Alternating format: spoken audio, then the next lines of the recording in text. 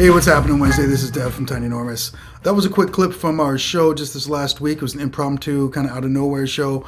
So make sure you like and subscribe because the entire show is going to be posted tomorrow, the video for the whole show. But today, about which I'm going to talk is two of my favorite bands who were incredibly influential but didn't get like the critical or commercial success that they probably deserved. That actually seems to happen quite a bit with bands that are trailblazers, honestly. And the first of which is the Ramones. Now, part of what got me thinking about this is in a discussion with a friend the other week, last week, we were talking about the Spotify algorithm. And I know I've talked about that here before, and I'm just going to recap that really quickly. When last I checked, the Spotify algorithm counted a listen as when someone had actually listened to a song for at least 30 seconds. So what you want if you're trying to make money with Spotify or like streaming algorithms is you want people to listen for at least 30 seconds, and it helps if your song is short so that people will have repeat listens because you get paid per listen. So having a short song where you get to the hook in the first 30 seconds so that you get to the hook or the chorus, they hear it and go, oh, cool, I want to hear that again. That seems to like be a perfect thing for the Ramones. And that's actually what my friend said. He's like, oh, so the Ramones would be great on streaming platforms. I was like, probably. And it got me oddly thinking about how like it's very possible that the Ramones are at their most, or at least their music is at its most commercially successful right now in 2025. Not counting like, obviously they can't be on tour or anything right now, but like in terms of the music and the sales and the money that's generating, they might be at their most financially successful. The music might be generating, the music itself, the recordings of the music itself might be generating the most actual money that it's ever generated right now. That completely blew my mind. And I was like, that can't be true. So I did just a tiny bit of research before I hit record on this, and I found out that their self-titled album just went to gold 10 years ago. Not platinum, not 10 times platinum, not even double platinum, just 500,000 records sold for the first time just about 10 years ago. It completely blew my mind. So one of the things I said at the time was if everybody who wore a Ramones shirt actually bought one of their albums, they'd be one of the richest bands of all time. They are really one of the bands that came out of the gates, not just like looking the look and playing the music right, but like the whole package was kind of there. And you can still kind of listen to the Ramones and understand for a very short period of time and kind of understand what they were about and what their feel was about. I'm going to do a video eventually about early, or probably a series of videos about early music videos, because I Want to Be Sedated is one of the great early music videos. And they were a perfect fit for what was happening at that kind of MTV era. And I lived through that, so it was a huge part of my youth. And yeah, I'm stay tuned for that eventually. But the second band about whom I want to talk is Sonic Youth, one of the greatest bands of all time. As a diehard Nirvana fan, they really were, and especially if you haven't seen The Year Punk Broke, I would say, go ahead and check it out. I think it's a fantastic watch. But yeah, it was them and Dinosaur Jr. and Nirvana on tour, and it's really an incredible video. It was super fun to watch, to see all those folks kind of before the alternative revolution had happened.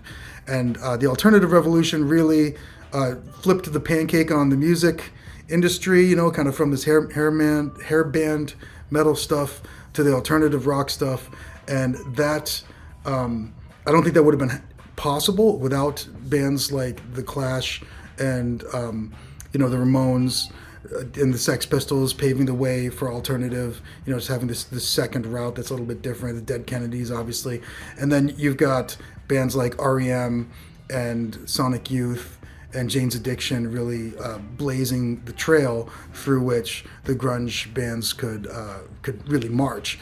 For folks like me, that's kind of the beginning of it for me. I think Sonic Youth is one of the most highly regarded bands, but most overlooked.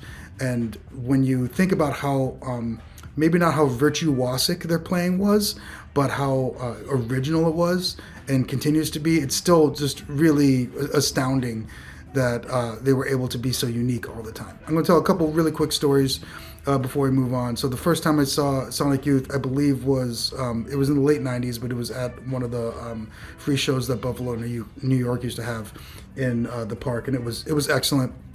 And they were Ronaldo was like sticking pieces of wood under his strings, and the tunings that they were doing is really hard to figure out what they were doing. There was a point where Kim was walking on her bass, and it was like, I'm not sure if it was in tune or not, but it felt cool. I later was able to see, and my sister Angie took me to, rest in peace, Ange, we miss you, to see Thurston Moore. It was billed as an evening of Thurston Moore and Friends at Lefty's in San Francisco. And it was just Thurston playing through a practice amp that was about this big, and two drummers, and they didn't play a beat or a note for the vast majority of the evening. Thurston was just making noises with the guitar, and they were reacting to it on the drums. They were going so hard that each of the drummers had to replace a broken head throughout the night. And at one point in time, Thurston was just picking up his amp and smashing it down so that the reverb springs were creating, shock waves basically throughout all of our bodies. Yeah, not something Yngwie would ever choose to play, but I don't think I've ever seen somebody, like really explore the guitar like that. It was a pretty bold move to be doing it in front of a couple hundred people, quite honestly. But to have someone like Thurston Moore do it, not surprising at all. I also want to point out that also my sister Angie and I, when I lived in LA, went to see Kim Gordon play. It was just her and one other guitarist. And at one point in time, she unplugged her guitar. She unplugged the plug from her guitar and was just going bzz, bzz, bzz on the cable. I got a thumbs up here in my screen.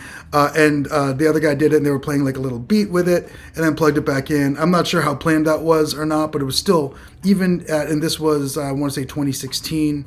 It might have been 2015 or 2016. Even at that point in time, was doing some really innovative stuff in terms of like, okay, this is some not something that anybody else would probably choose to do. I think Tom Morello has done that a couple times, but it was really cool to see that done in a duet situation. And yeah, just really, really one of those bands that I go back and I listen to it, and I still kind of go like, this is both very of its time. It sounds very 80s and 90s, but a lot of it's still like no one has done it since, and still very like innovative in a couple different ways. It's certainly very expressive. So I'm going to leave this with a saying that I love playing a bunch of Ramones songs, and I find myself playing them a lot of times.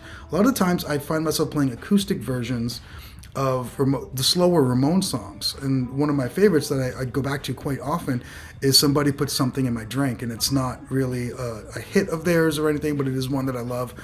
We Want the Airwaves is another one, or I Want to Live is a great acoustic song. And that's one of the things that I love about a lot of punk bands. Some very close friends of mine will remember about 15 years ago, I did an all acoustic album of Offspring songs. And one of the great things about some great punk songs, they clean up real nice and turn into some great folk songs. So just some food for thought.